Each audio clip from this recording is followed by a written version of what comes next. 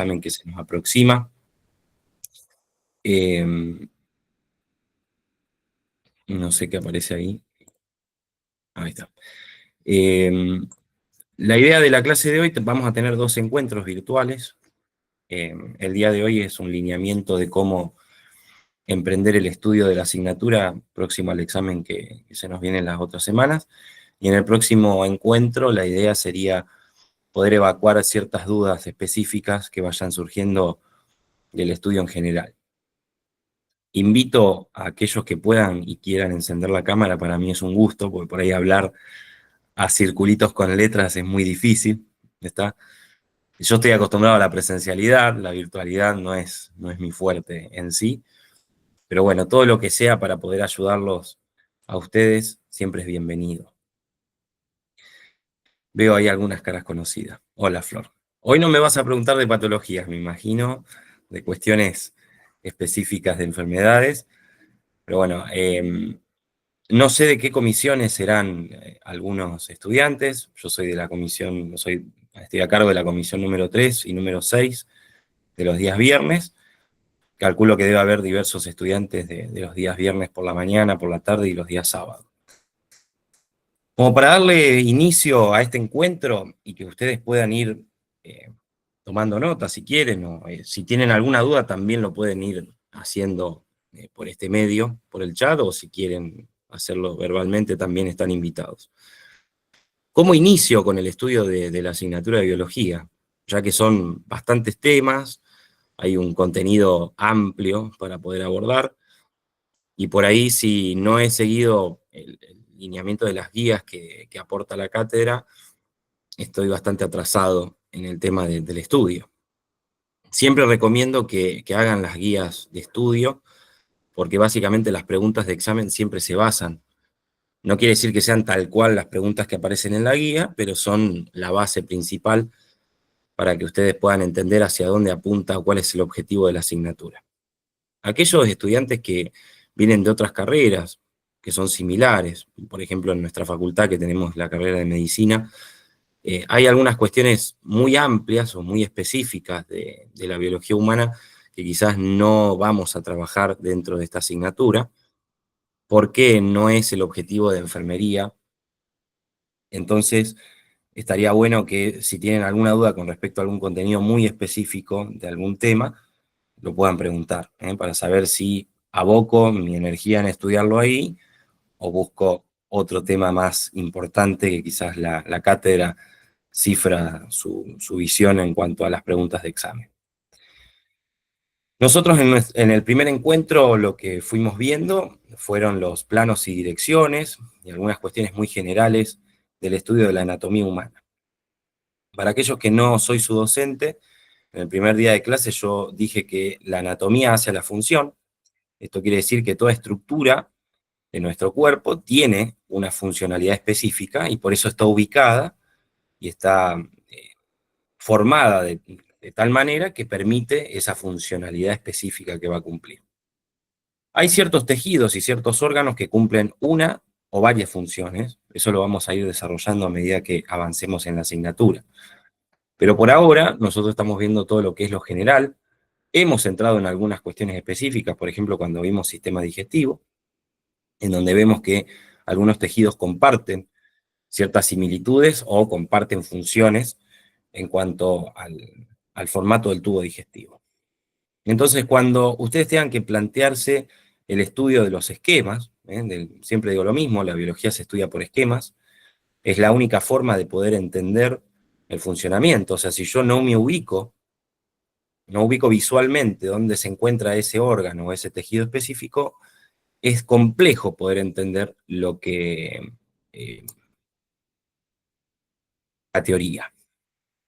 Entonces, ¿dónde arranco a estudiar? Lo primero que tengo que hacer es entender los cortes, los planos y las direcciones que yo voy a tener al momento de poder visualizar el cuerpo humano. Recuerden, el corte sagital, el corte transversal y el corte coronal, que lo que me permiten es visualizar ese órgano o esa estructura dependiendo del corte que yo tenga. Entonces, si yo quiero visualizar el tejido del tubo digestivo, por ejemplo, que es el tema que vimos último, yo lo puedo hacer a ese tubo, puedo hacer un corte transversal, lo que me permite a mí ver el interior del tubo, viendo la luz de ese tubo digestivo y todos los tejidos que lo rodean y conforman el tubo en sí. Entonces, lo primero que tienen que hacer es ir a la unidad número 1, revisar planos y direcciones, establecer, entender bien lo que es un plano anterior, un plano posterior, lo que es lateralizado, lo que es distal, lo que es proximal. Una vez que ustedes ya tienen eso bien marcado, ahí recién inician con el estudio de lo general.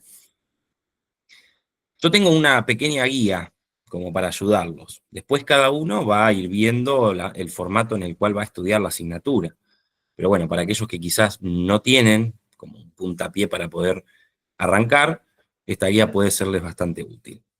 Una vez que ustedes ven los planos y direcciones, los cortes y los diferentes puntos de referencia anatómicos, a partir de ahí van a ver lo que es átomo y molécula.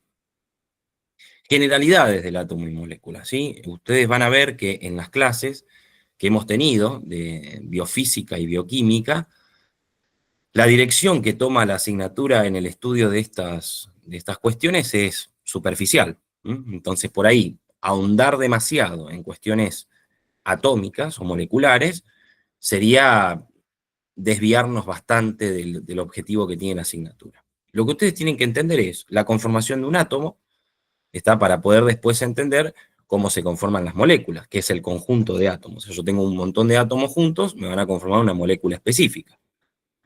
¿Por qué? Porque esos átomos, a su vez, van a conformar diversos elementos base que nosotros vamos a tener dentro de nuestro organismo.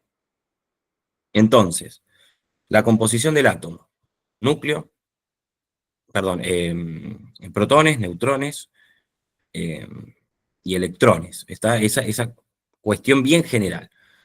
Después, los elementos más básicos, sodio, potasio, magnesio, cloro, calcio, fósforo, y la diferencia que ustedes tienen que tener entre la carga que va a tener ese elemento, si va a ser una carga positiva o una carga negativa, si se va a transformar ese ion en un anión o en un catión.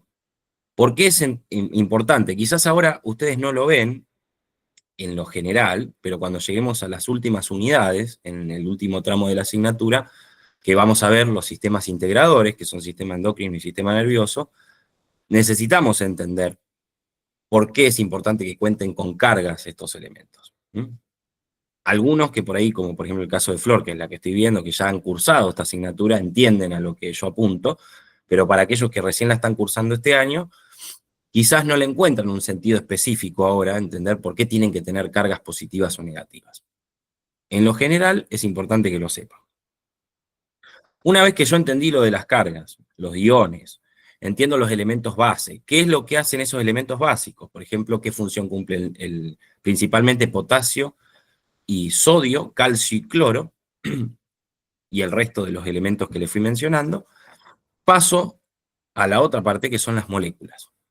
Composición de las moléculas, estructura de esas moléculas. Vamos a tener diversos tipos de moléculas dentro de nuestro cuerpo, y si seguimos en esa estructura molecular, un conjunto de moléculas que me va a conformar diversos elementos. Por ejemplo, yo voy a tener una proteína, esa proteína no va a tener la misma conformación molecular que va a tener un aminoácido. Y a su vez, un conjunto de aminoácidos me puede conformar una proteína. Entonces, para que ustedes logren entender eso, primero tengo que entender que es una molécula.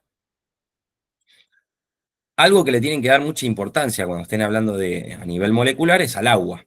La composición del agua, cuáles son las funciones generales del agua. Acuérdense en que es el diluyente por excelencia de nuestro cuerpo. Casi todas las interacciones que tiene nuestro organismo a nivel microscópico va a ser mediante el agua. Por ejemplo, la célula, que es uno de los temas que vamos a ver más adelante, necesita de la composición del agua y necesita de la interacción del agua constantemente, tanto para lo que es la estructura intracelular como lo que es la estructura por fuera de la célula o extracelular. Una vez que yo entendí eso, voy a pasar a la unidad funcional o a la unidad vital de nuestro cuerpo, que es la célula. Ahí hago una pausa, como digo yo, la pausa para el diálogo. ¿A dónde apunto en célula? Porque célula es enorme el tema para trabajarlo. Aquellos que tienen el patrón Tibodiu van a ver que de células se habla muchísimo, hay mucho contenido para poder trabajar en ese tema. Entonces, lo ideal de célula, primero, es entender las tres estructuras generales que nosotros vamos a tener a nivel celular. Recomendación, cuando ustedes van a abordar un nuevo tema, como por ejemplo este que es célula, siempre trabajen de lo macro a lo micro. Si yo quiero abordar la célula, primero voy a ver las estructuras básicas, y una vez que entiendo las estructuras básicas, me voy a ir a lo específico. Vamos a ponerlo como ejemplo, entonces. Si yo hablo de las estructuras básicas, voy a tener tres, que va a ser el núcleo de la célula, el citoplasma celular y la membrana celular. Dentro del núcleo celular van a tener diversos elementos que me van a permitir que esas células se reproduzcan, que yo pueda tener la multiplicación celular y que, por ejemplo, no haya futuras deformidades en cuanto a la estructura general de nuestro cuerpo. Hay un patrón genético que se va a seguir mediante lo que contiene el núcleo celular. El día viernes, en la presencialidad, los invito, también conformado por los chicos de la agrupación y conmigo, y damos una clase a las 12 del mediodía presencial, posterior a la comisión número 3, y en continuación para después la comisión número 6, en la presencialidad, para charlar esto de la cuestión celular, la cuestión genética, que por ahí son temas que no se vieron en profundidad, que quizás no son temas puntuales en sí del examen que ustedes van a tener, pero son temas que les van a permitir comprender otras cuestiones en otros años incluso. Por ejemplo, cuando yo hable de genética, cuando pasen a los próximos años y vean, por ejemplo, la gestación, el proceso de gestación, el proceso de conformación, un huevo cigoto, el feto, cómo se va desarrollando ese feto intrauterino. Bueno, yo tengo que entender cómo funciona la célula para poder multiplicar esa cadena de elementos que me permiten a mí mantener los genes. Y obviamente, como siempre digo, hay un proceso evolutivo del ser humano, y al día de hoy nosotros estamos acá porque generaciones anteriores a las nuestras han multiplicado esos genes y se han desarrollado y han sido copiados y recopiados a lo largo de las décadas que fueron pasando. Hoy la tenemos presente a Liliana, la tenemos presente a Camila o a Bruno, gracias al patrón genético que viene desarrollándose en la familia. Esa multiplicación celular la tengo que comprender para el día de mañana, cómo el hombre, hablo de hombre no como sexo, sino como ser, cómo el hombre se ha desarrollado y cómo ha ido evolucionando a lo largo de los años. Y más que de los años, de las épocas, de las etapas, ¿no? Entonces, ese patrón genético necesita multiplicarse, necesita desarrollarse a lo largo de las generaciones. Entonces, por ahí, aquellos que tienen alguna duda con respecto a esto, lo leyeron, no lo logran entender completamente, van a ver que, por ejemplo, en la carrera de medicina, esto se desarrolla muchísimo, ¿está? Y por acá en enfermería lo vimos muy por arriba, y creo que si hay 4 o 5 preguntas dentro de la guía es demasiado. Entonces, por ahí, ahondar en eso, aunque no sea un tema muy específico del examen parcial, les permite a ustedes entender el día de mañana cómo se va a desarrollar el proceso evolutivo, como le digo yo, del ser humano en general. Bien, comprendo lo que es el núcleo. Hablo de lo que es la membrana nuclear, está cómo interactúa esa membrana con el entorno que está rodeado. El citoplasma, hago un paréntesis, lo voy a trabajar primero en general, o sea, yo voy a pensar en el citoplasma como un medio líquido, un medio acuoso, en el cual se encuentra dentro del espacio celular. Ahora, no es solamente líquido, dentro del citoplasma yo voy a tener las estructuras celulares y los órganos celulares. Está dentro de las estructuras celulares, son aquellos que le dan forma y especificidad a esa célula, porque ustedes lo que estudian ahí en el libro o en la guía que les pedía la célula tipo o la célula modelo, es una célula en general que tiene forma de un huevo, ¿no? Que yo tengo un círculo alrededor, que es la membrana plasmática, el interior que es el citoplasma, e interiormente un punto, un círculo que es el núcleo. Bueno, las células en general no tienen ese formato en sí. Una célula, por ejemplo, de tejido muscular tiene un formato específico dependiendo de la función que vaya a cumplir. Una célula de origen de tejido epitelial va a tener, dependiendo de dónde se encuentre ese tejido epitelial, va a tener un formato específico. Ahora mi pregunta es, ¿quién le da esa forma a la célula? Entonces, para eso necesito entender las estructuras internas de esa célula. Entonces, dentro de la estructura, yo, por ejemplo, voy a tener el citoesqueleto. ¿Está? ¿Y qué conforma ese citoesqueleto? ¿Qué elementos moleculares, que es justamente lo que estuvimos hablando anteriormente, conforman el citoesqueleto para que le den forma a esa célula y pueda cumplir su función? Y vuelvo a lo mismo de antes, la anatomía, o sea, la estructura hace la función. Si la célula tiene una estructura específica, es porque cumple una funcionalidad específica. ¿Está? No todas las células van a tener la misma cantidad de organelas, no todas las células van a tener la misma estructura funcional, entonces tengo que comprender en lo general cómo funciona, para después ir a lo más específico. Dentro del citoplasma ustedes van a tener, además de las estructuras que componen al interior de la célula, van a tener organelas.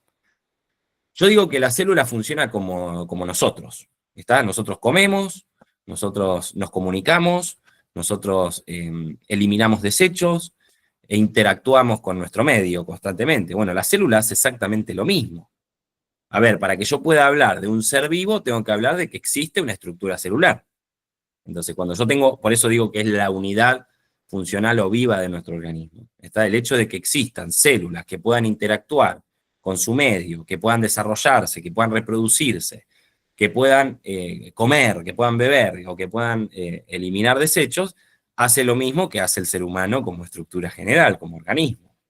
Entonces, la célula, ¿cómo cumple esa función?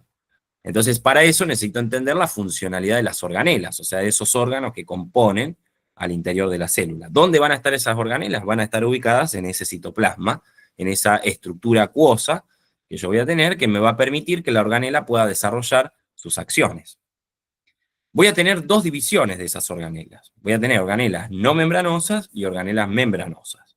Importante diferenciar esas estructuras a nivel general. Entonces, hagan aquellos que les sirven los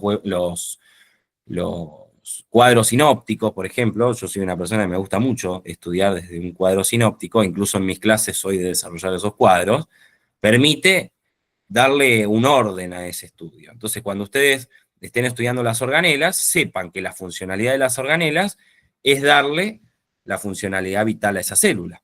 Entonces, dependiendo la cantidad de organelas que tenga esa célula, va a depender la función de acción que va a hacer. Si yo tengo células que tienen que producir X proteína, una proteína específica, yo voy a necesitar una organela específica en gran cantidad dentro de ese citoplasma para que pueda producir esa proteína. Entonces, ¿qué tipo de organelas va a tener? ¿Cuáles va a tener en mayor cantidad? ¿Cuáles va a tener en menor cantidad? ¿Y cuáles son las organelas que quizá esa célula no necesita tener? Hay algunas organelas que son muy, muy específicas, que es así, me interesaría que remarquen su estudio, como por ejemplo es la mitocondria, primeramente, porque la vamos a desarrollar durante todo el estudio de la asignatura de biología. El trabajo mitocondrial es súper importante a nivel celular. Otro es los ribosomas, otro es el retículo endoplasmático liso y el retículo endoplasmático rugoso.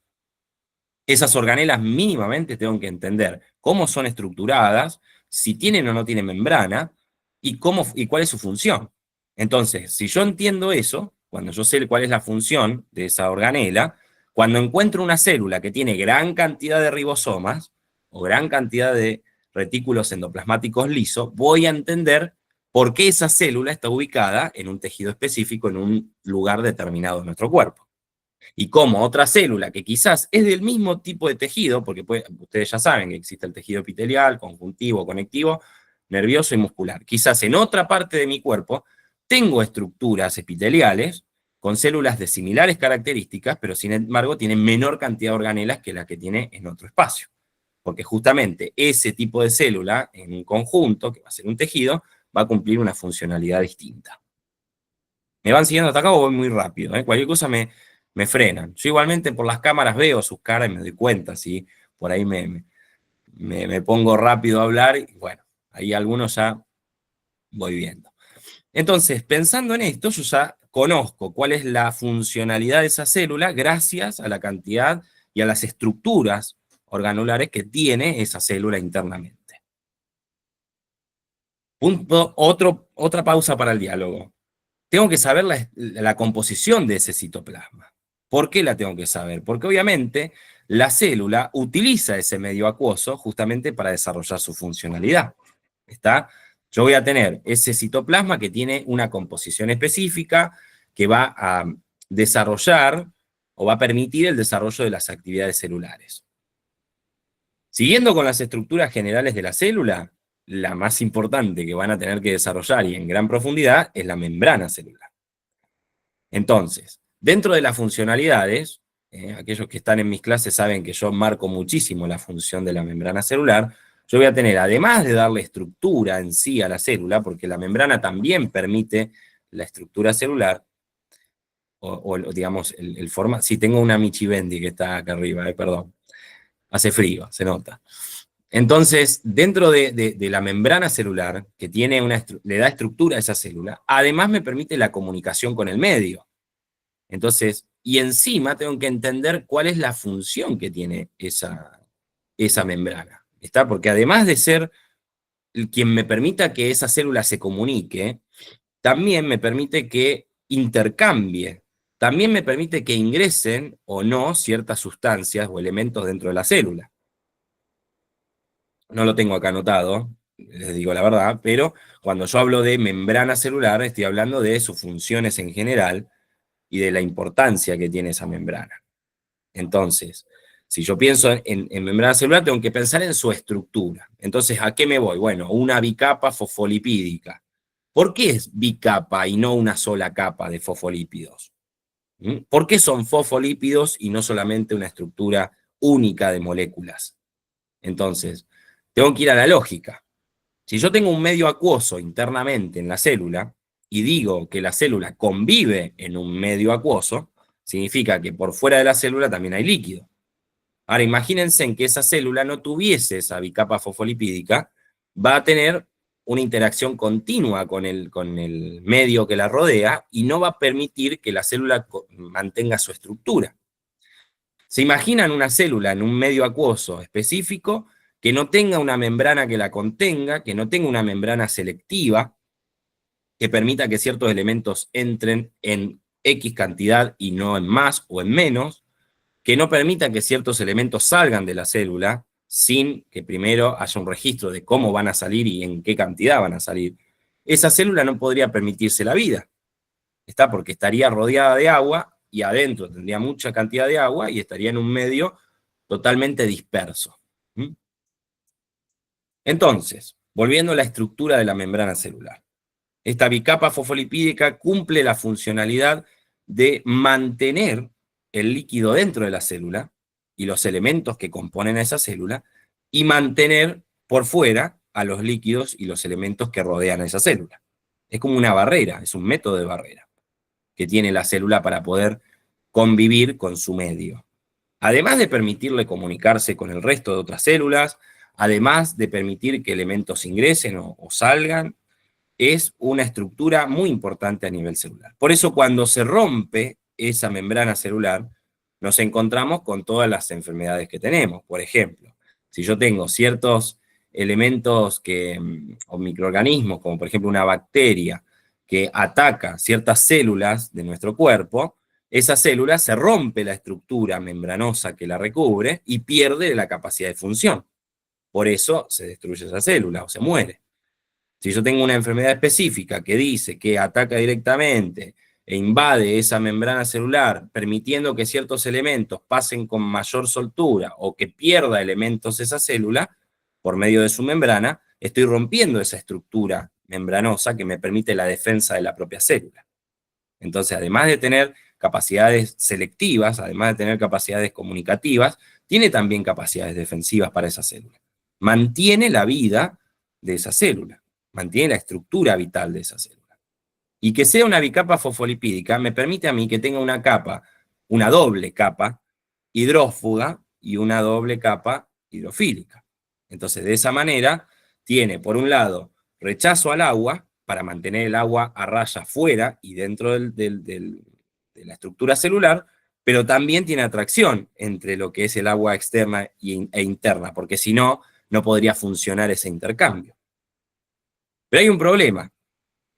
dentro de esa estructura membranosa hay ciertas moléculas, por eso es importante entender primero qué es una molécula y cuáles son las estructuras y cómo son los tamaños de esas moléculas. Hay ciertas moléculas específicas que no pueden ingresar con facilidad dentro de esa célula, o no pueden salir con facilidad dentro de esa célula. Ustedes van a ver que moléculas pequeñas, y vieron que la materia tiene, hablo de materia no de biología, sino de la materia en cuestiones químicas y físicas. Cuando yo hablo de la materia, tengo ciertos estados de la materia, donde tengo el líquido, tengo el gaseoso o tengo el sólido. Bueno, hay ciertas moléculas que tienen diversos estados en esa materia. Por ejemplo, yo voy a tener dióxido de carbono y oxígeno, que son gases. Ahora, esas pequeñas moléculas tienen la capacidad de poder salir y entrar de la célula con facilidad. ¿Se imaginan si nosotros tuviésemos, al contrario, dificultad para que el oxígeno y el dióxido de carbono transitaran por esa membrana celular?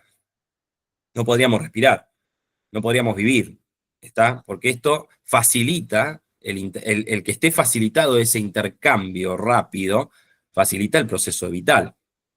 Pero hay otras moléculas que no necesitan pasar con facilidad. Entonces, para eso existen diversas estructuras.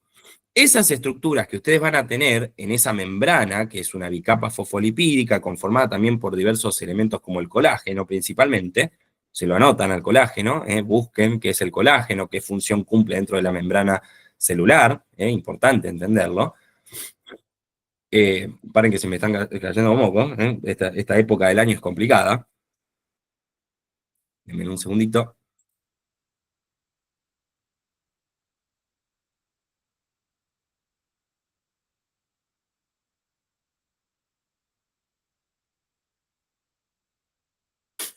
Ahí estamos, perdón. Entonces les decía, dentro de estas estructuras membranosas, yo voy a tener elementos que me van a permitir que esas moléculas de mayor tamaño, o sea, esas moléculas que no pueden pasar con facilidad por entre medio de esa estructura membranosa, compuesta por moléculas específicas, pueda hacerlo. Entonces voy a tener diversas estructuras. Esas estructuras principalmente están conformadas por proteínas. Por eso es importante entender la función y la estructura de una proteína.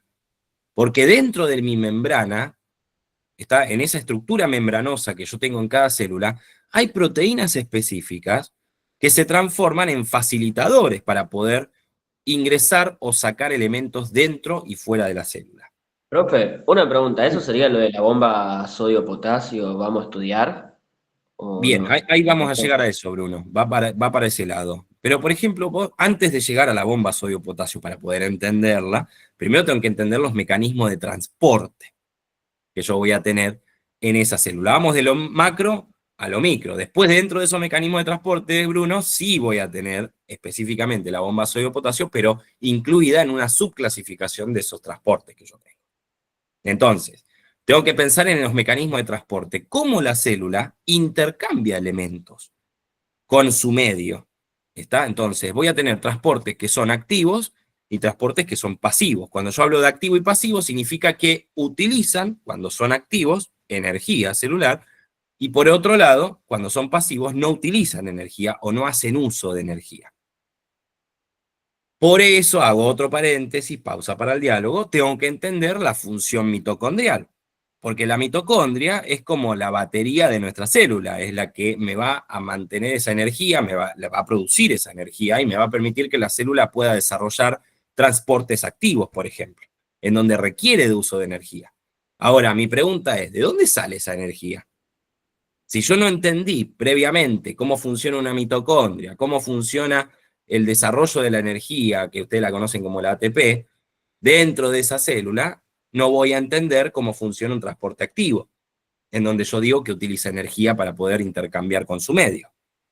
Entonces, como bien dijo Bruno, ahí empiezo a subclasificar esos transportes. Ya los tengo divididos en activos y pasivos. Ahora, dentro de los activos, voy a tener varios. Hoy no los voy a tratar, ¿está? Se los dejo para autoestudio. Si quieren, en la próxima clase lo desarrollamos con mayor amplitud, porque es bastante amplio esto, es bastante engorroso estudiar los transportes activos, pero mínimamente ya entienden por dónde hilar el estudio. Uno de los transportes activos, si lo quiero tomar como ejemplo, es la bomba sodio-potasio. Pero quiero que les quede algo claro, y si quieren se lo anotan también por ahí, todo transporte activo hace uso de energía, y la pregunta es, ¿por qué hace uso de energía? Entonces, antes de pensar en los transportes activos, tengo que ir a los pasivos, que yo digo, no hacen uso de energía. Todo transporte pasivo usa el gradiente de concentración a su favor. ¿Qué significa utilizar el gradiente de concentración? Voy a poner un ejemplo sencillo. Si ustedes están dentro del aula, ahí en la facultad, están todos adentro del aula, aulas pequeñas, con gran cantidad de estudiantes, ¿está? Que cuando llega las 10 menos cuarto, que ya se quieren ir, se quieren terminar la clase, y tienen una sola puerta de salida. ¿Cómo salen de esa aula? Salen todos en manada, y donde hay menor concentración que es afuera, salen todos para afuera, ¿o no? Bueno, lo mismo pasa dentro de la célula, y por fuera de la célula lo mismo. Si dentro del espacio intracelular hay menor cantidad de X elemento, no le vamos a poner nombre, un elemento X, y fuera de la célula, fuera de esa estructura membranosa, hay gran cantidad del mismo elemento, por gradiente de concentración, que va a tender a ser donde hay más concentración a donde hay menor concentración. ¿Se entiende el ejemplo? O sea, dentro de la célula hay poca cantidad, fuera de la célula hay mucha cantidad. Entonces, ¿qué hace? De afuera hacia adentro por diferencia de gradientes. El ejemplo más sencillo de esto podría ser, ejemplo, dentro de la célula yo tengo poca cantidad de sodio. Fuera de la célula, gran cantidad de sodio. Entonces, ¿qué tiende a hacer el sodio? Tiende a entrar en la célula. ¿Por qué? Porque por fuera hay mucha cantidad, por dentro hay poca. Por gradiente de concentración, entra hacia el interior de la célula. Pero ¿qué pasa? Para sostener la vida, para sostener el ciclo vital, la célula necesita tener sodio en poca cantidad dentro y mucha cantidad afuera. Entonces, como hay una gran concentración afuera, va en contra del gradiente, por eso utiliza energía, y está el ejemplo de Bruno. Hace uso de la bomba sodio-potasio, que hace uso de energía, para sacar sodio que está muy concentrado afuera de la célula, lo saca de adentro y lo lleva hacia afuera, va en contra de ese gradiente de concentración. Hace fuerza contra el espacio en donde hay mayor cantidad. Eso se llama, cuando hablamos de gradiente de concentración a favor en un transporte pasivo, que no hace uso, hablamos de difusión simple. ¿Qué significa la difusión simple? De donde hay mayor concentración a donde hay menor concentración. Utiliza el gradiente. Eso es difusión simple. Hay un problema ahora.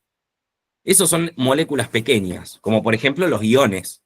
Los iones se traspasan de un lado a otro, o sea, de adentro de la célula hacia afuera o viceversa, mediante gradientes de concentración. Porque son moléculas pequeñas. Paréntesis, tengo que entender moléculas y sus tamaños.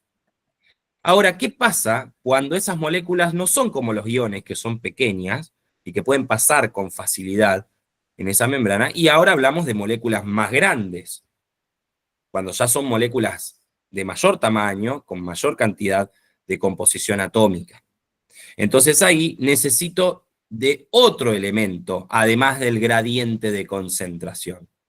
Yo no solo necesito que haya gran cantidad dentro o fuera de la célula para que se haga el intercambio, sino que también necesito facilitar ese intercambio. Entonces ahí entra en juego el segundo transporte pasivo, que va a ser la difusión facilitada. ¿Qué significa esto? Hay un mecanismo que me permite a mí que, además de que haya un gradiente de concentración que empuja hacia donde hay menos, haya una puerta o un transporte que me lleve ese gradiente de concentración hacia el lado donde hay menos. Ahí entra en juego por ejemplo, sería el canal de las proteínas. Muy bien, y ahí entran las proteínas. Yo voy a tener proteínas de canal, lo que me permite a mí, como si fuese el túnel subfluvial que tenemos acá en Santa Fe, que me permite a mí conectar la ciudad de Santa Fe con Paraná. Bueno, imagínense que Santa Fe es dentro de la célula, Paraná fuera de la célula. En el medio yo tengo el río Paraná, que sería la membrana celular. Y el túnel subfluvial lo atraviesa completamente al río. Bueno, las proteínas de canal atraviesan completamente esa membrana celular y me permite a mí establecer un canal entre lo que hay dentro y lo que hay fuera de la célula. Entonces, cuando se abre el canal, permite que entre gran cantidad de esos elementos que por la membrana no pueden pasar. Tanto hacia adentro de la célula como hacia afuera de la célula. Le pongo un asterisco ahí chiquitito. Esa difusión facilitada tiene otras estructuras que la vamos a ver en la próxima clase. ¿Está? Pero aunque sea, ya van entendiendo cómo funciona. Después voy a tener proteínas de transporte, que es otro tipo de transporte pasivo. Yo voy a tener proteínas por dentro y voy a tener proteínas por fuera. Ya no traspasan la membrana como las de canal, que van de una punta a la otra, conectando como si fuese un túnel, sino que estoy hablando de proteínas o estructuras proteicas que me permiten a mí captar fuera de la célula esa gran cantidad de elementos que hay y trasladarlo como si fuese un carrito de supermercado hacia adentro de la célula. Y al revés, cuando la célula tiene gran concentración en su interior y quiere sacar hacia afuera, en donde hay menor concentración, utiliza estas proteínas de transporte para poder trasladar desde adentro de la célula hacia afuera de la célula, en viceversa. Tengo otro mecanismo de transporte pasivo, que es la ósmosis. Es particular del agua este transporte, este mecanismo, perdón. Lo que hace es que el agua tiende, chicos, a ir donde hay menos concentración de agua, donde hay más, donde hay más concentración, donde hay menos concentración. Yo en clase di un ejemplo sencillo. Yo agarraba mi remera, obvio no lo hice en clase, pues no lo iba a mojar, pero yo agarraba mi remera que está seca y le vuelco agua. Vuelco una gota, un chorro de agua, ¿eh? Le tiro agua a la remera. ¿Qué hace lentamente el agua que cayó arriba de ese tejido? Lentamente va ocupando espacio y se va difundiendo a lo largo del tejido textil. Bueno, lo mismo hace a nivel celular. El agua, ¿qué tiende a hacer?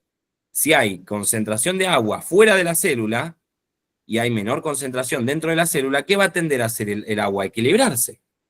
Entonces, ¿qué hace? Por ósmosis se traslada de un lado al otro, donde hay mayor concentración, donde hay menor concentración. Otro ejemplo para que ustedes lo entiendan mejor, la humedad de mi casa, por ejemplo. Yo tengo una pared que del lado de afuera tiene mucha humedad, mucha. Yo sé que varios de ustedes tienen el mismo problema que tengo yo. ¿Está?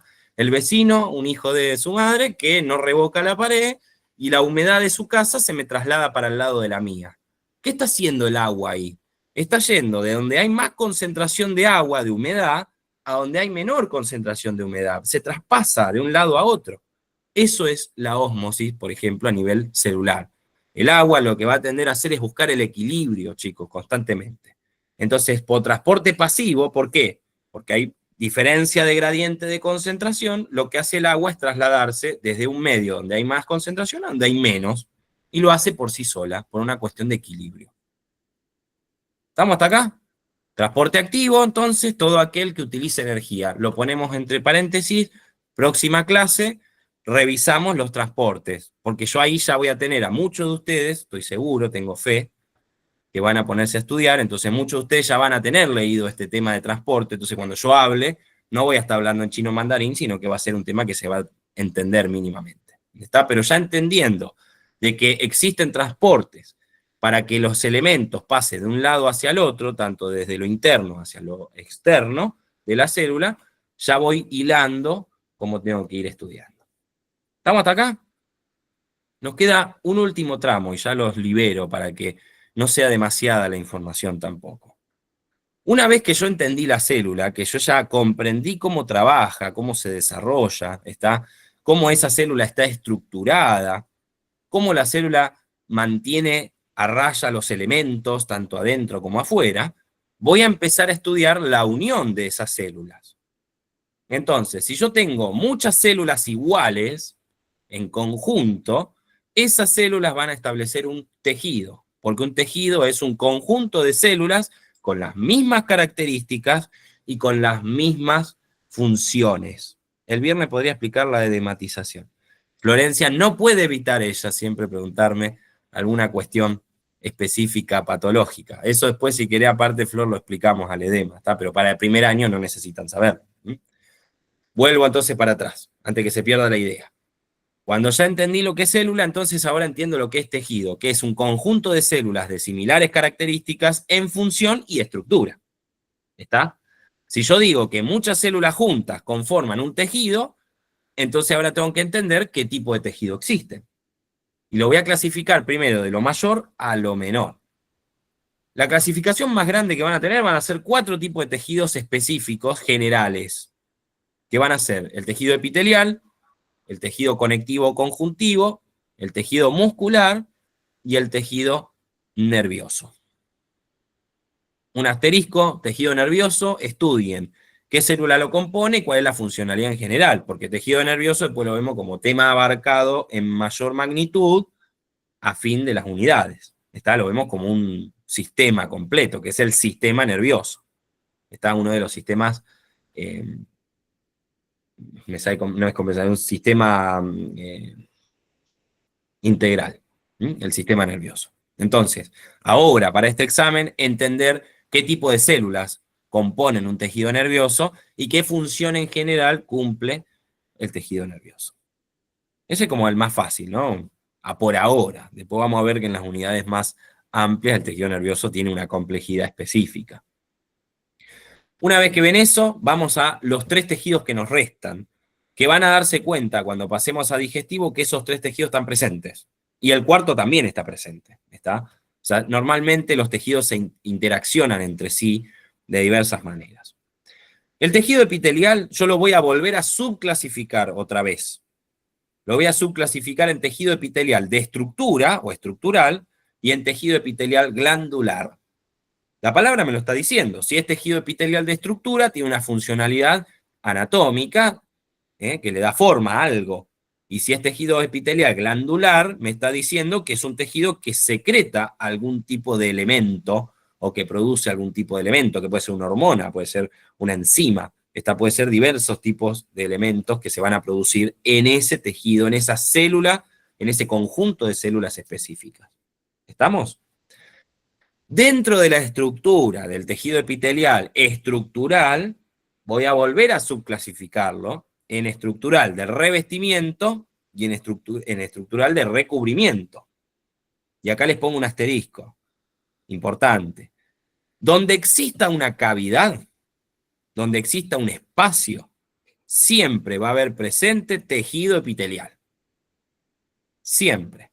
Si yo pienso, vamos a algo que ustedes ya vieron, que es el tubo digestivo. ¿El tubo digestivo es una cavidad? ¿Tiene un espacio? Sí, porque el tubo tiene luz. Significa que internamente hay un espacio, ¿está? Que puede haber aire si tengo gases, puede haber heces si tengo materia fecal que está pasando por ese tubo digestivo, o puede haber quimo, puede haber kilo, dependiendo de dónde yo me esté posicionando en ese tubo digestivo. Pero hay una luz en ese tubo. Ese tubo está revestido por tejido epitelial, que ustedes lo conocen, si hago un corte transversal, como la capa mucosa del tubo digestivo. Bueno, la capa mucosa es tejido epitelial de revestimiento. ¿Se entiende ahora? Si yo tengo por fuera de ese tubo digestivo, ese tubo también está en una cavidad, como por ejemplo puede estar dentro de la cavidad abdominal. Puede traspasar, como pasa en el esófago, que atraviesa la cavidad torácica, o sea que está pasando por una cavidad, por un espacio. Entonces, por fuera de ese tubo, yo también voy a tener tejido epitelial. Ese tejido va a ser de recubrimiento. ¿Qué es lo que está haciendo? Recubre una estructura para protegerla por fuera y reviste una estructura para poder protegerla por dentro. Les doy un ejemplo que lo di en clase, que aquellos que son de mi comisión, que veo varios, seguro se van a acordar. Esto es como la pared de mi casa, vuelvo otra vez. Se ve que con mi vecino nos llevamos muy bien, ¿eh? Pero la pared tiene una estructura. Por ejemplo, yo tengo ladrillos en el medio, ¿no? Bueno, esos ladrillos están pegados con cemento, uno arriba del otro, pero el ladrillo tiene una estructura específica, una composición específica. Bueno, imagínense que esa estructura es tejido muscular, el ladrillo, la capa de ladrillo solo, pelado, es estructura muscular. ¿Cómo protejo yo el ladrillo para que no se ponga más viejo rápidamente, para que no lo ataque la humedad, para que no se llene de bicho, para que no se raje? ¿Qué le coloco? Por fuera le mando un revoque y por dentro le mando otro revoque, o como digo yo, los que tienen más posibilidades económicas pueden ponerle Durlock o le pueden poner Blotting. Le paso un chivo ahí, sí, por las dudas. Entonces, ¿qué hacemos? Esa estructura la protegemos mediante dos estructuras por fuera. Una por fuera, otra por dentro. ¿Está? Bueno, en el tejido pasa exactamente lo mismo, chicos. Yo tengo, en el tubo digestivo, tengo una capa muscular. Esa capa muscular, ¿yo la puedo dejar expuesta a los diferentes elementos? No. Para eso existe el tejido epitelial, que lo va a revestir y lo va a recubrir.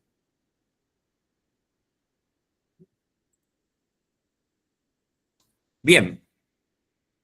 Una vez que entendí lo que es el tejido epitelial, lo puedo subclasificar también al tejido epitelial por la composición de células. Ustedes van a tener tejido epitelial simple, tejido epitelial estratificado y tejido epitelial pseudoestratificado. El tejido epitelial simple significa que hay una sola capa de células que componen ese tejido epitelial. Hay una sola capa de células.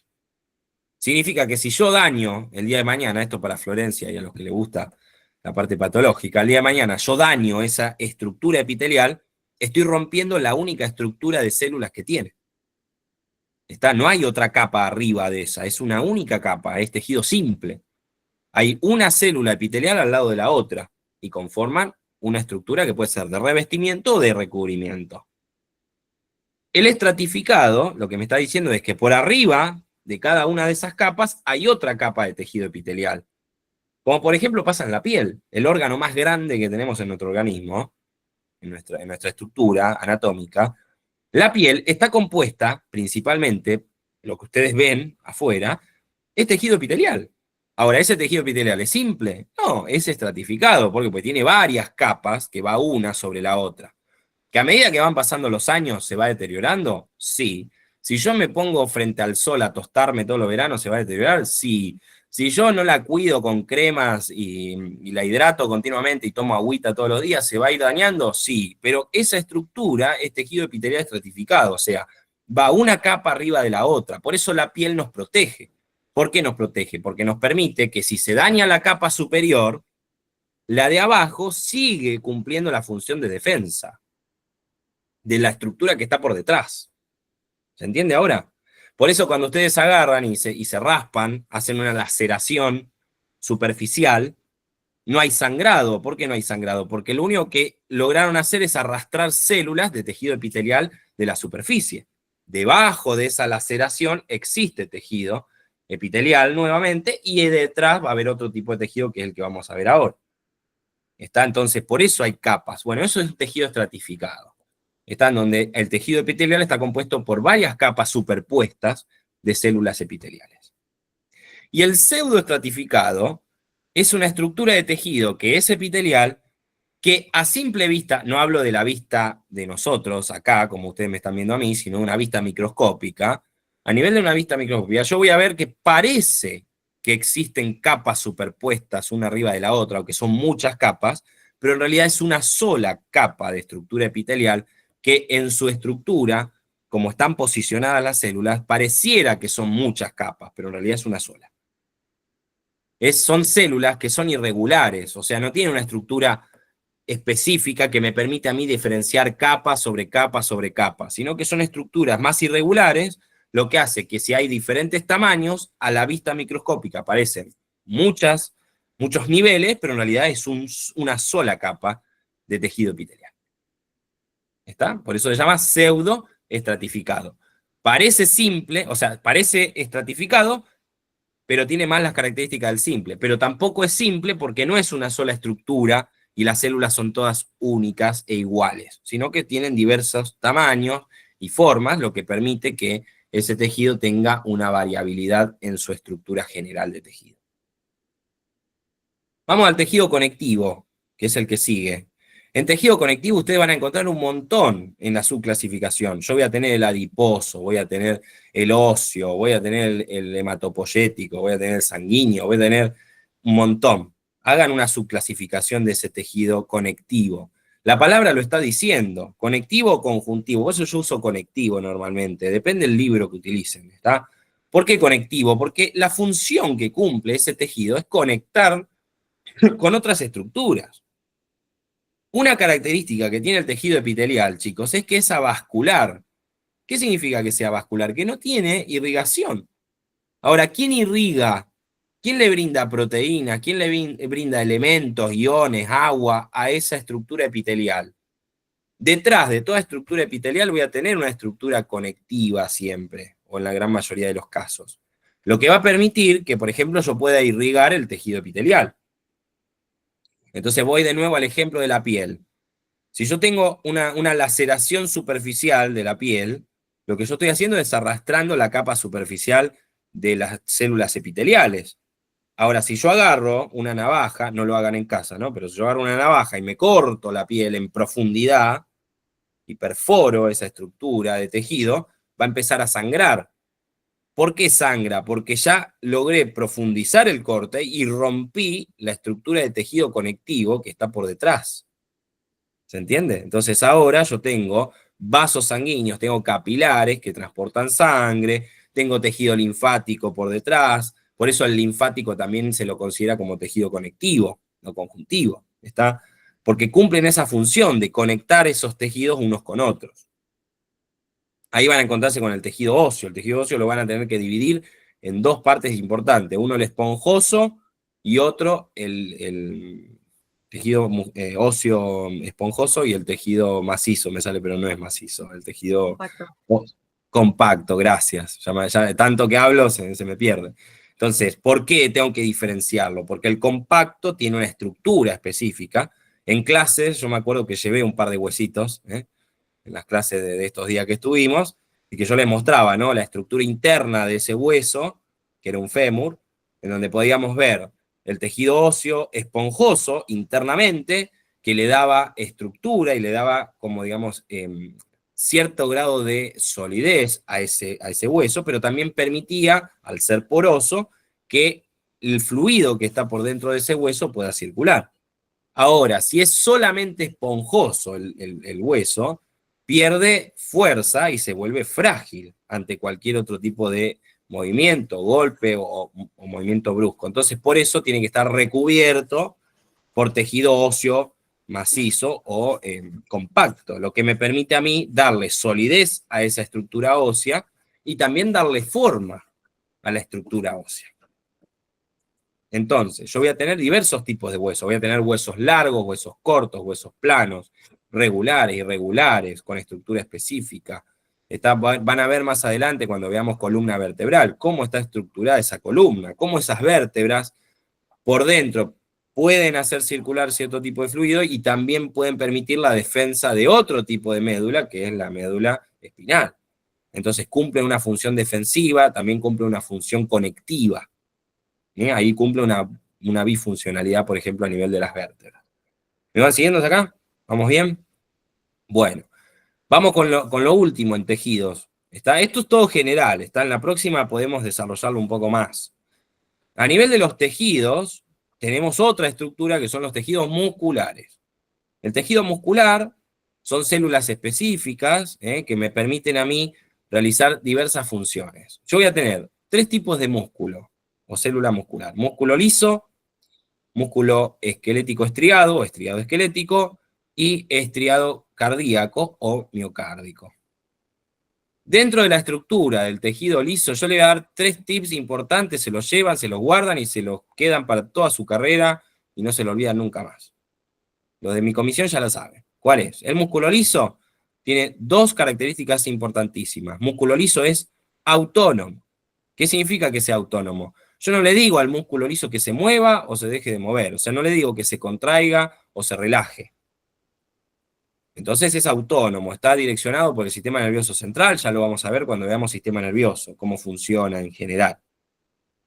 Pero el hecho de que sea autónomo y tener una estructura más, no le quiero decir delgada, porque no viene por una cuestión de tamaño, sino por una cuestión de capacidad, tiene menor fuerza de contracción. ¿Me van siguiendo hasta acá? O sea, es músculo, se puede contraer, se puede relajar, pero al ser autónomo no tiene esa fuerza y su estructura anatómica, sus células musculares, tiene una estructura específica que lo que hacen es que su fuerza de contractibilidad sea menor que el otro músculo que tengo, que es el músculo estriado esquelético, en donde tiene mayor fuerza de contracción y relajación, lo que me permite a mí superar fuerzas específicas o presiones específicas, pero por otro lado no es autónomo, es voluntario el tejido muscular estriado esquelético. Entonces tengo dos características que me separan. Son como contrarios, son como antagonistas estos dos tipos de tejido muscular. El tejido muscular liso, autónomo, pero con menor capacidad de contracción y relajación. Por el otro lado, el músculo estriado esquelético, voluntario, funciona de forma que yo debo realizar el movimiento de forma consciente, pero su fuerza de contractibilidad es mayor. Vamos a dos ejemplos, yo sé que todavía no los vimos, pero para que tengan en cuenta. Dentro de un vaso sanguíneo, ustedes que van a perforar vaso sanguíneo para poder colocarle una vía parenteral a un paciente, bueno, un vaso sanguíneo, no importa el origen, si es arterial o venoso, tiene una capa muscular interna. ¿Vieron como el tubo digestivo que tiene una capa muscular? Bueno, el vaso sanguíneo también la tiene. Ahora, ese músculo, ¿qué es? ¿Músculo liso o músculo estriado esquelético? Es músculo liso, porque ustedes no le dicen a los vasos sanguíneos que se contraigan o se relajen, lo que lo vamos a llamar más adelante vasoconstricción o vaso de relajación. Lo que me permite a mí que esa luz del vaso se expanda, o sea, aumente su calibre o disminuya su calibre. O sea, que ese tubo sea chique o sea grande. Eso es músculo liso, lo hace de forma autónoma. ¿Estamos hasta acá?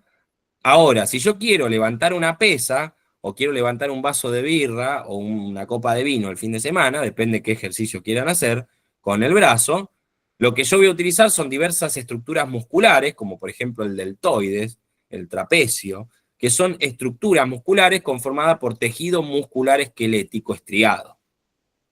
Que yo hago el movimiento de forma voluntaria, o sea, yo soy quien conscientemente muevo esa estructura y hago que se contraiga o se relaje el músculo. Pero la fuerza de contracción que tiene ese músculo es superior a la que tiene el músculo liso en un vaso sanguíneo. ¿Está? Pero me queda uno más. Me queda un tercer tipo de músculo, que es el músculo estriado cardíaco o miocárdico. Ese músculo es específico, o sea que se encuentra en un solo lugar del cuerpo. Es especializado porque realiza una función específica, a diferencia de los otros que pueden tener diversas funciones dependiendo la estructura que compongan y el lugar donde se encuentren. En este caso, el tejido miocárdico o estriado cardíaco está en el corazón, en la bomba cardíaca. Solamente lo van a tener ahí, no lo tienen en las arterias, no lo tienen en las venas, mucho menos en los capilares, está solamente en la bomba cardíaca. Ahí tengo músculo cardíaco estriado o miocárdico. Ese tipo de célula que compone el tejido miocárdico, el tejido cardíaco muscular, toma en consideración las dos características superiores que tienen cada uno de los otros dos tejidos musculares. Significa que el tejido cardíaco es involuntario, o sea, funciona de forma autónoma, es involuntario, porque ustedes al corazón no le dicen que lata o que deje de latir. No le dicen eso, lo hace de forma automática, lo hace de forma autónoma, involuntaria. Pero por otro lado, tiene una capacidad de contracción enorme como la tiene el músculo estriado esquelético, porque lo que tiene que hacer es bombear gran cantidad de volumen de sangre para poder llegar a irrigar todos los tejidos de nuestro organismo. Desde lo más proximal, vuelvo otra vez, tengo que pensar en lo que habíamos hablado en la unidad número 1. ¿Proximal a quién? Proximal a la bomba cardíaca. Está todos los tejidos más cercanos al corazón, pero también tiene que irrigar los tejidos más distales. Está lo que más distal se encuentra de la bomba cardíaca. Entonces, para eso necesita gran cantidad de contracción para poder llevar esa sangre a los diferentes puntos y poder irrigar los diferentes tipos de tejido de nuestro cuerpo. Por eso tiene las dos características mayores que tienen los otros. Es autónomo, o sea que se maneja de forma involuntaria, pero a su vez tiene gran capacidad de contracción. ¿Estamos hasta acá? Excelente. Bueno, ¿qué nos queda? Digestivo. Nos queda un poco de digestivo ahí. Les doy algunas recomendaciones y para la próxima clase, si quieren, saldamos algunas dudas específicas, principalmente de la fisiología. Mi recomendación es que para estudiar digestivo, primeramente estudien lo que es molecular, por ejemplo, aminoácidos, ácidos grasos, hidratos de carbono, proteínas, lípidos, ¿está? Estudien eso, como para poder entender lo que después van a ver en la fisiología del aparato digestivo. Después, cuando vayan a abordar aparato digestivo, primero colóquense estructuralmente dónde están, dónde anatómicamente está el aparato digestivo. Es un tubo, chicos, es un tubo que inicia en la cavidad bucal y termina en la cavidad rectal con el orificio anal.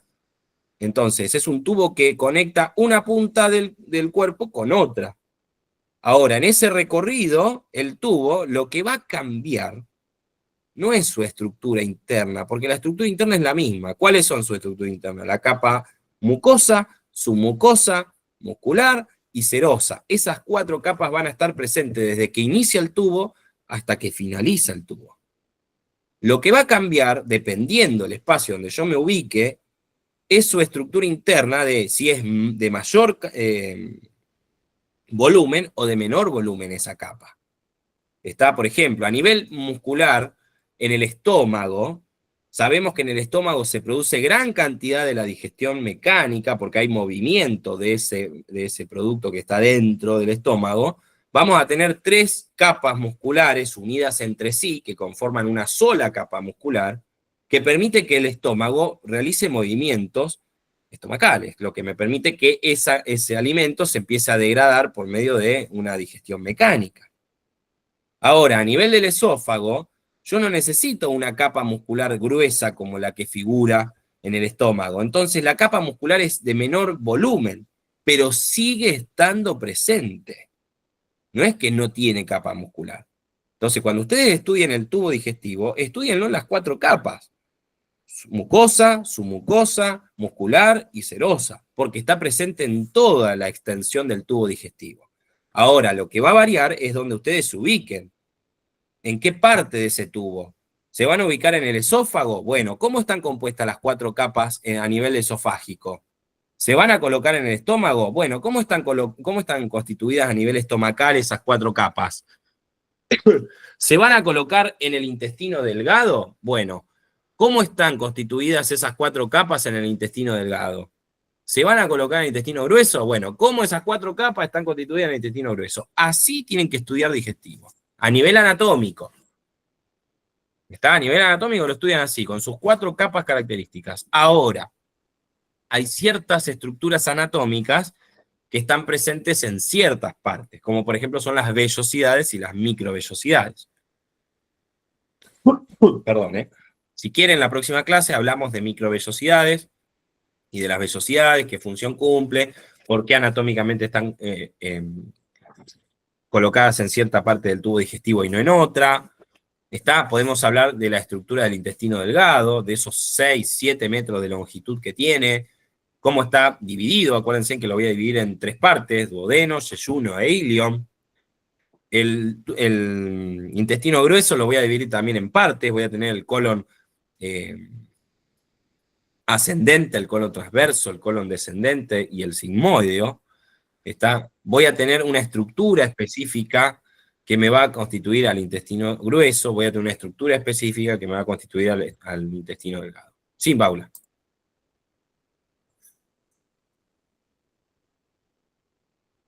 Paula.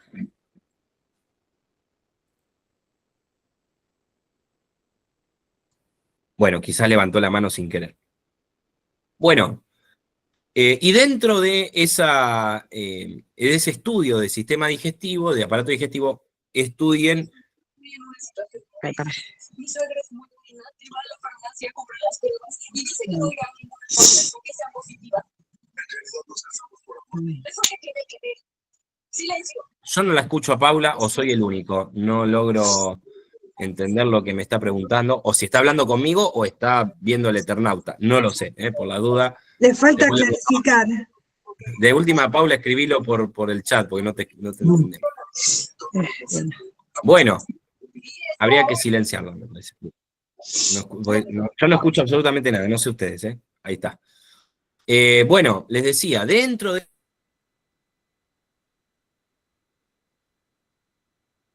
Me silencié yo, perdón.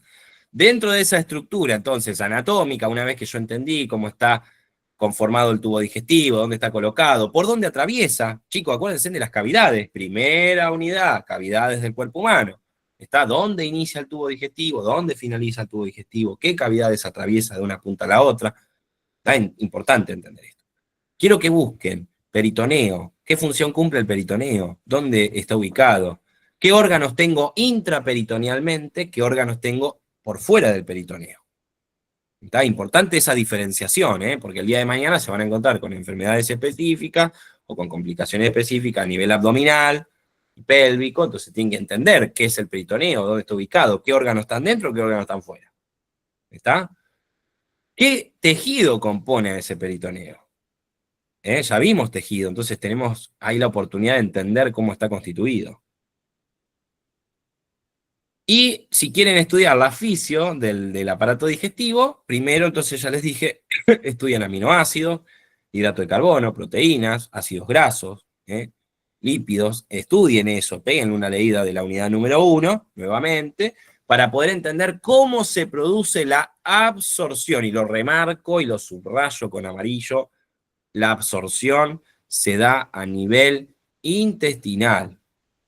La reabsorción se da a nivel renal, que ya lo vamos a ver cuando en el segundo cuatrimestre veamos sistema renal. ¿Está? Pero la absorción solo se da a nivel del tubo digestivo y la reabsorción se da a nivel del sistema renal. Sí, Marto.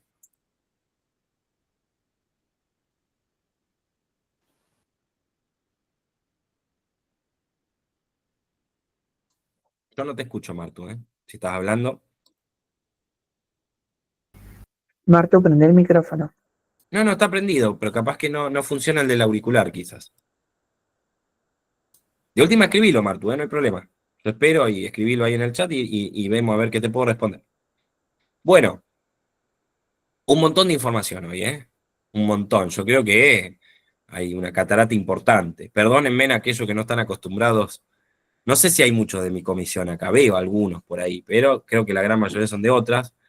No se asusten, parece un montón de contenido. No digo que no lo es, pero si ustedes tienen una organización de cómo estudiarlo, van a poder llegar. Arranquen, ya deberían de haber arrancado, no voy a mentirles, pero mínimamente ya tener un pensamiento de cómo hilar ese estudio. Si ustedes fueron estudiando tema por tema de forma esporádica, o sea, apartado uno del otro, bueno, ahora traten de integrar esos temas. Sí, Flor. Profe, ¿me puede repetir qué es la reabsorción? ¿A dónde se da? La absorción, o sea, absorber. ¿Qué está haciendo el cuerpo? Está absorbiendo elementos, nutrientes y elementos esenciales para la vida, lo absorbe a nivel intestinal. Por eso yo consumo alimentos, por eso tomo agua de forma vía oral, ¿no? Porque ¿qué hago yo con esos alimentos, ese líquido que ingresa? Lo que yo hago es absorber los nutrientes y los elementos que necesita mi cuerpo por medio de ese tubo digestivo. Ahora, en ese proceso vital, ¿se acuerdan que yo les dije que la célula traía cosas hacia adentro o expulsaba cosas hacia afuera de su estructura? Hay veces que la célula no necesita de cierto elemento específico. Vamos a poner un ejemplo. La célula no necesita bicarbonato. Bueno, ¿qué hace la célula? No lo elimina, porque es mal dicho la palabra eliminar. Nada se elimina, todo se regenera. Muy filosófico me puse, ¿no? Pero bueno, es así. ¿Qué es lo que hace? Excreta hacia afuera de su estructura ese bicarbonato que no necesita. Ahora, vamos a suponer que hubo un cambio en la cuestión fisiológica y ahora esa misma célula necesita bicarbonato. Un ejemplo muy absurdo, ¿no? Pero bueno, ¿qué hace? Ya lo largó hacia afuera. Entonces, gracias al sistema renal, lo que hace es reabsorber ese elemento que había sacado hacia afuera para que vuelva otra vez al torrente sanguíneo y pueda utilizarlo. Entonces, absorbe a nivel intestinal porque de donde viene de la comida, vamos a suponer, yo me como ahora, ojalá, una medialuna con jamón y queso. Ya me agarró el hambre esta hora, pero yo me agarro una medialuna con jamón y queso. ¿Qué hago yo? Agarro esa medialuna, hago todo un proceso digestivo en donde yo desnaturalizo esa estructura proteínica que tiene, desnaturalizo toda la estructura molecular que compone esa medialuna con jamón y queso, y el intestino se encarga de absorber esos elementos para que ingresen a mi cuerpo. Y los va a absorber como elementos específicos. Por eso les dije, estudien aminoácidos, estudien lípidos, estudien ácido graso, estudien... ¿Por qué? Porque son elementos específicos de cómo va a reabsorber, cómo va a absorber los elementos. ¿Está? Péguenle una leidita a la función, no hace falta que lo amplíen, pero péguenle una leidita a la función del linfático, porque tiene injerencia en el sistema digestivo, porque el linfático no solamente reabsorbe el agua que se encuentra en el intersticio, no solamente trabaja con la parte inmunológica, con los glóbulos blancos y su composición en general, sino que también tiene funcionalidades de la absorción de ciertos elementos en el proceso digestivo. Por eso, ustedes van a ver, estoy seguro que ni lo notaron, pero bueno, por las dudas se los digo, van a ver que en un cuadro específico hay un tubo digestivo que está lleno de vasos sanguíneos, capilares, y que también hay capilares linfáticos. Y ustedes dicen, ¿para qué mierda hay capilar linfático cercano al tubo digestivo? Bueno, justamente por esa función que yo le estoy diciendo que tiene el sistema linfático. Entonces, para Florencia, que me había preguntado, porque me fui por las ramas, absorción a nivel intestinal, reabsorción de elementos que necesite la célula a nivel del sistema renal. Sí, Flor. A otra Flor. Consulta. Ya que dijiste que la célula no absorbe el bicarbonato, me quedé pensando, el líquido pancreático es base, el bicarbonato es base, ¿y qué sería absorbido por el páncreas? No te podría contestar esa pregunta, Flor, ahora, porque hoy no trato de hablar mucho de fisio, ¿está? Si querés, podemos hablar de... Un segundo, ya la Bendy me está pidiendo salir.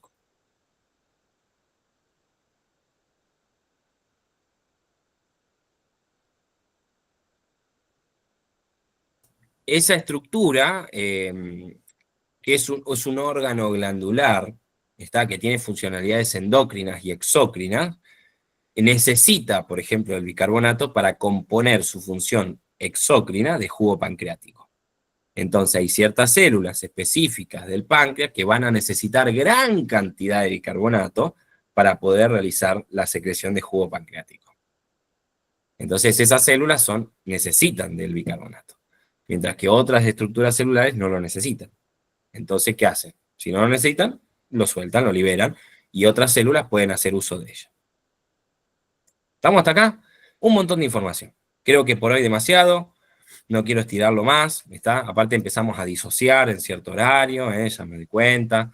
Entonces vamos ahora a relajarnos, ¿está? Se toman algo, comen, se miran un capítulo de la serie, ¿está? Y después de ahí se sientan nuevamente y empiezan a estudiar, como les dije, o en el formato que ustedes quieran, pero métanle al estudio, les va a ir bien, no le tengan miedo a la asignatura, todos hemos pasado por esta etapa, todos hemos rendido biología. Hoy yo soy docente, pero en su momento fui estudiante igual que ustedes y le tenía terror a biología, porque no era como ahora que es un librito, era una banda de contenido, ¿está? Era mucho más incluso de lo que hay hoy en día. Pero bueno, hemos cambiado, las generaciones van cambiando, entonces ahora ustedes tienen posibilidades enormes, como por ejemplo este encuentro virtual, facilitado por los chicos de la agrupación de Impulso, pero también es una cuestión facilitadora de la tecnología. En mi época esa tecnología no existía, ¿está? El docente te daba una tutoría en un horario específico y si no llegabas, ¿a quién le iba a pedir que te grabara? Nadie te iba a grabar, ¿está? Si nos comunicábamos, el celular no existía como ahora, que yo puedo mandar una foto, un audio explicando algo. Hoy en día tienen miles de herramientas que tienen que utilizar a su favor, ¿está? Y sáquense el miedo de presentarse a rendir. Vengan al examen. Si les va mal, chicos, a todos nos ha ido mal en algún momento de la carrera. Yo no soy el chico 10, ¿está? No soy el profesor, el mejor profesor que existe. Tengo un montón de errores, me puedo equivocar. Ustedes también tienen derecho y tienen posibilidades de equivocarse. Es preferible que se equivoquen hoy, que están estudiando, que están aprendiendo, que les puede ir mal en un examen, que está condicionado por diversos factores externos e internos, ¿está? Porque ese día se me pasó el colectivo, porque ese día, no sé, el Uber no llegó, porque ese día me peleé con mi amante y estoy en la cabeza en cumbia, ¿está? Puede pasar 20.000 millones de cosas que interfieren en que ese examen me vaya mal, no necesariamente porque no sé. No piensen que una nota condiciona su conocimiento. El conocimiento es algo que se va atrayendo y se va construyendo lentamente y es un proceso, como todo proceso lleva tiempo. Hay gente que tiene menos tiempo para poder lograr ese objetivo y hay gente que tiene más tiempo, ¿está? Pero el hecho de que les vaya mal en un examen, una nota, no condiciona su nivel de conocimiento. Las cosas, ¿saben dónde se ven los conocimientos? En el trabajo. Es preferible que hoy se equivoquen y que aprendan, y que en el próximo examen les vaya mejor, y se superen, a que el día de mañana se equivoquen frente a un paciente, que puede ser mi mamá, mi hermana, mi tío, o quien sea, y ahí nos vamos a agarrar los ganchos. ¿Por qué? Porque ahí no se pueden equivocar, porque ahí están entre la vida y la muerte de una persona, de un sujeto de derechos, ¿está? Les mando un abrazo grande, es un gusto haber conocido a aquellos estudiantes que no son de mi comisión, aquellos que son de la mía, no se libran ni en la semana de mí, ¿está? El viernes no tuvimos clase, hoy tuvimos una ahí a medio hacer, ¿está? Excelente semana, métanla al estudio, nos vemos el día viernes, ¿está? Y en la próxima semana tendremos otro nuevo encuentro en el cual podremos desarrollar algunas cuestiones más específicas. Saludos. Y gracias a los chicos de Impulso por haber armado este espacio. Gracias, profe. Bueno, chicos, espero que les haya servido, que les haya servido la clase. Gracias, Dante, por haber colaborado con la clase. Y, como dijo él, próximamente el viernes vamos a estar anunciando cómo, cuándo y cómo va a ser el tema de la clase que se va a estar dando. ¿Sí? Perfecto, gracias, Ile.